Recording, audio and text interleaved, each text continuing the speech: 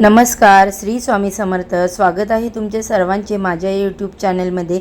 चला तर मग आजच्या नवीन व्हिडिओला आपण सुरुवात करूया. 31 मेला आहे अधिक महिन्यातील पौर्णिमा.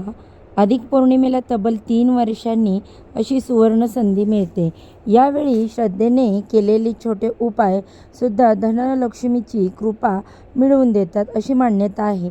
पण या दिवशी नेमकं काय करावे, कोणते उपाय शुभ मानले जातात आणि कोणत्या चुका टाळणं खूप महत्त्वाचं असतं, चला जाणून घेऊया. अनेक लोक अधिक पौर्णिमेच्या रात्री तुळशीपुढे दिवा लावतात, चंद्राला अर्घ्य देतात आणि लक्ष्मीनारायणाचं नामस्मरण करतात. कारण अधिक मास हा भगवान श्रीहरी विष्णूंना समर्पित असल्यामुळे या काळात केलेली पूजा, जप आणि दीपदान अधिक फलदायी मानलं जातं. मग आजच्या या व्हिडिओमध्ये आपण जाणून घेणार आहोत धनलक्ष्मी कृपेसाठी अधिक पौर्णिमेला कोणते 5 उपाय करावेत आणि घरात सुखसमृद्धी टिकवण्यासाठी कोणत्या गोष्टी या दिवशी टाळाव्यात. चला तर मग समजून घेऊया हे उपाय आणि अधिक पौर्णिमेचे संपूर्ण धार्मिक महत्त्व आणि या दिवशी करायच्या खास गोष्टी. अधिक पौर्णिमेच्या दिवशी भगवान श्री हरी विष्णू, माता लक्ष्मी यांची पूजा करणं अतिशय शुभ मानलं जातं. म्हणून या दिवशी आवर्जून लक्ष्मीनारायणाची पूजा करावी. पण ती कशी करावी, तर अधिक मास हा पुरुषोत्तम मास असल्यामुळे या काळात केलेले लक्ष्मीनारायण पूजा ही विशेष फलदायी मानली जाते. धार्मिक श्रद्धेनुसार या पूजेमुळे घरात सुख, समृद्धी, मानसिक शांतता आणि धनलाभासाठी सकारात्मक ऊर्जा निर्माण होते. यासाठी सकाळी लवकर स्नान करावं. सूर्योदयानंतर उठून स्नान करून स्वच्छ वस्त्र परिधान करावी. शक्यतो पिवळं किंवा पांढरं वस्त्र परिधान करावं. देवघर स्वच्छ करून रांगोळी काढावी. देवघरात भगवान श्रीहरी विष्णू आणि माता लक्ष्मीची प्रतिमा किंवा मूर्ती असेल तर ती एका चौरंगावर स्थापित करावी आणि त्यांची विशेष पूजा करावी.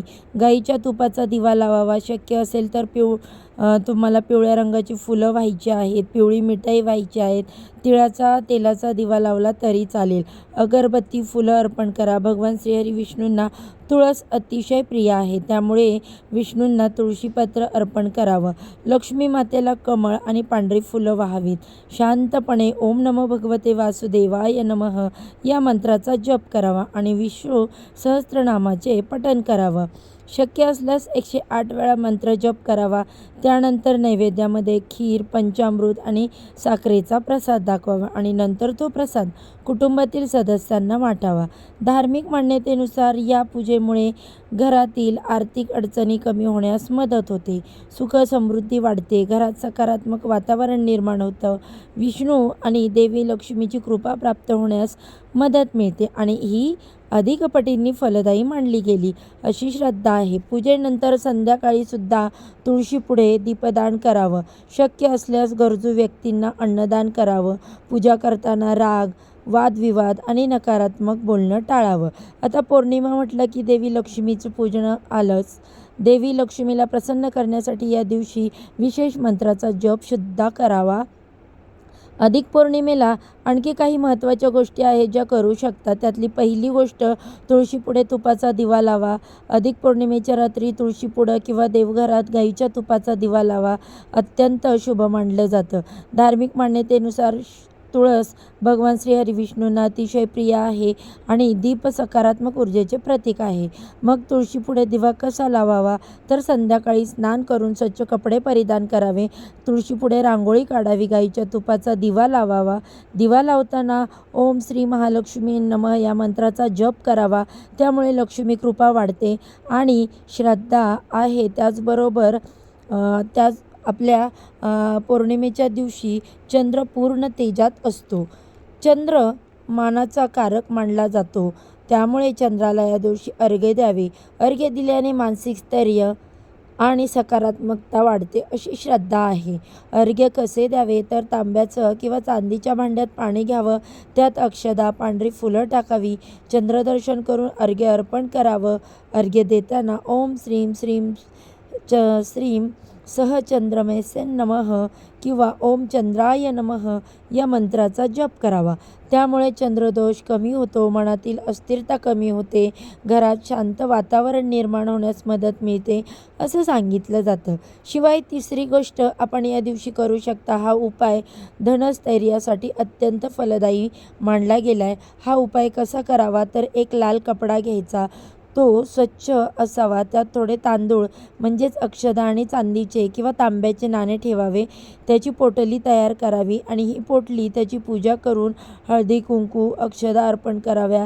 त्यानंतर पोटली तिजोरीत किंवा पैशाच्या ठिकाणी ठेवावी. त्यामुळे लक्ष्मी आपल्याकडे स्थिर राहते. यावेळी लक्ष्मी मंत्राचाही जप करावा. हा उपाय पैसा टिकवून ठेवण्यासाठी अत्यंत शुभ मानला जातो. त्यामुळे अनावश्यक खर्च कमी होताच, त्याचबरोबर आर्थिक स्थैर्य वाढतं अशी मान्यता आहे. आणखी एक उपाय तुम्ही या दिवशी करू शकता, ते म्हणजे 5 कवड्या किंवा 5 गोमती चक्रांचा उपाय. यासाठी काय करायचं तर 5 कवड्या किंवा 5 गोमती चक्र घ्यावी, हळद कुंकू अक्षदा आणि फुलं व्हावीत, दिवा लावून पूजा करावी आणि ओम श्रीम महालक्ष्मी नमः या मंत्राचा जप करावा. त्यानंतर हे सुद्धा लाल कपड्यात बांधून तिजोरीत किंवा जिथे पैसे ठेवतात त्या ठिकाणी तुम्हाला ठेवायचं. त्यामुळे घरात धनप्रवाह वाढण्यास मदत होते, लक्ष्मी कृपा प्राप्त होते अशी श्रद्धा आहे. एवढंच नाही तर आर्थिक अडथळे कमी होण्यासह मदत मिळते असं मानलं जातं. शिवाय शास्त्रानुसार माता लक्ष्मी स्वच्छ आणि सकारात्मक वातावरणात वास्तव्य करते, म्हणून या दिवशी घर स्वच्छ ठेवावं, देवघर स्वच्छ करून फुलं व्हावीत, वादविवाद टाळावे, अपशब्द बोलू नये, सात्विक वातावरण ठेवावे आणि शक्यतो मांसाहार व मद्यपान टाळावं. त्यामुळे घरातील सकारात्मक ऊर्जा वाढते, मानसिक समाधान मिळतं, कौटुंबात सौख्य व शांतता टिकून राहते. शक्य असल्यास या दिवशी आपण सत्यनारायण पूजा करू शकता, तुळशीपुढे दीपदानसुद्धा करू शकता. त्याचबरोबर या दिवशी झोपण्यापूर्वी लक्ष्मीनारायणाचं नामस्मरणसुद्धा करू शकता. या दिवशी गरजू व्यक्तींना अन्नदान केल्यास अधिक पटींनी पुण्य प्राप्त होत असतं असं मानलं जातं. या दिवशी सत्यनारायण कसं करावं, दीपदान कसं करावं यासंबंधीची संपूर्ण माहितीचे वेगवेगळे व्हिडिओ तुम्हाला माझ्या चॅनेलवर पाहायला मिळतीलच. मग अधिक महिन्याच्या पौर्णिमेला नेमकं काय करावं ज्यामुळे आपल्याला अधिक पटींनी फळ मिळेल, यासंबंधीची ही माहिती तुम्हाला आवडली असेल तर मग या पौर्णिमेला तुम्ही कोणते उपाय करणार आहात हे कमेंटमध्ये नक्की सांगा. तुमचे अनुभव शेअर करायला सुद्धा विसरू नका. अशाच प्रकारच्या माहितीपूर्ण व्हिडिओसाठी माझ्या चॅनेलला अजूनही सबस्क्राईब केलं नसेल तर सबस्क्राईब करा, बेल आयकॉनला देखील प्रेस करा, ज्यामुळे मी माझ्या चॅनेलवर जेव्हा पण नवीन व्हिडिओ अपलोड करेल त्याचे नोटिफिकेशन सर्वात आधी तुम्हाला मिळेल आणि तुम्ही एक पण व्हिडिओ मिस करणार नाही. चला तर मग आजच्या व्हिडिओचा इथेच एंड करते. उद्या अशाच छानशा व्हिडिओसोबत पुन्हा नव्याने भेटू. सर्वांना श्री स्वामी समर्थ. ओम नमो भगवते वासुदेवाय नमः.